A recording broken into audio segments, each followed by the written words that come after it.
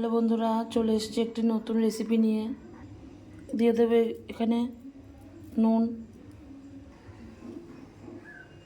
দিয়ে দেবো হলুদ গুঁড়ো, আর দিয়ে দেবো জিরের গুঁড়ো,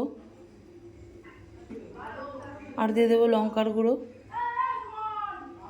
আর দিয়ে দেবো একটি পাতিলেবুর রস। একটু টক টক ভাব লাগবে। আর জানো তো লোটে মাছের একটু কেমন একটা গন্ধ থাকে, লোটে মাছের এই গন্ধটা যাতে না হয়, না বোঝা যায়, তার জন্য লেবুর রসটা দিয়ে দিলাম। আর দিয়ে দেবো আদা রসুন পেস্ট। এখানে আমি রসুনের পেস্টটা একটু বেশি দিয়েছি। এবার আমি এটাকে ভালো করে মাখিয়ে নেব।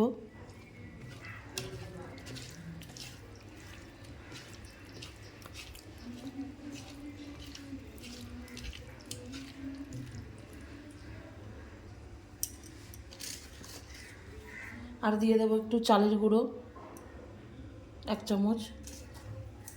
এটা দিয়ে ভালো করে এবার মিশিয়ে নেব, ভালো করে মাখিয়ে নেব মাছগুলোকে।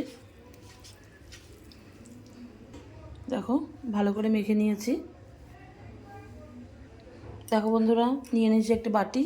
এখানে আমি একটা ডিম ফাটিয়ে নেব।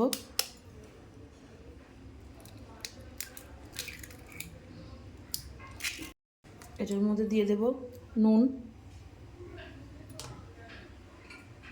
আর দিয়ে দেব গোলমরিচের গুঁড়ো। এবার আমি এটাকে ভালো করে ফেটিয়ে নেব। দেখো এটাকে ভালো করে ফেটিয়ে নিয়েছি। নিয়ে নিয়েছি আমি বিস্কুটের গুঁড়ো। এর মধ্যে একটু চালের গুঁড়ো মিশিয়ে দেব।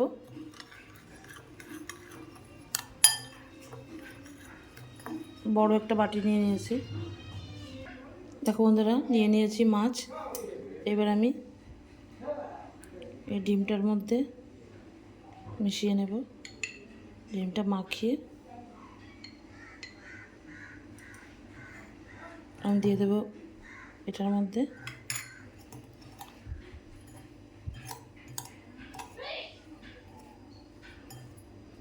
তা দিয়ে ভালো করে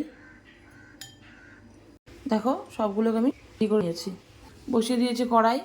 এবার আমি তেল দিয়ে দেব। সাদা তেল দিয়ে এটা ভাজবো আমি।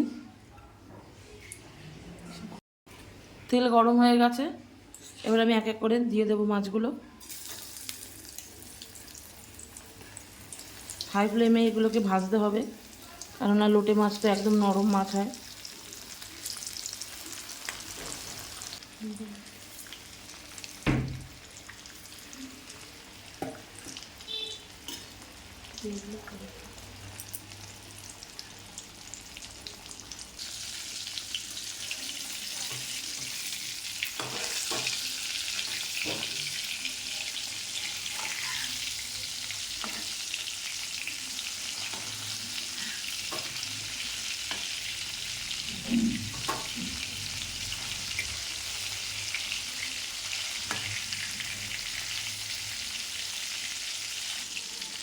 এগুলো ভাজা হয়ে গেছে, এবার তুলে নেব।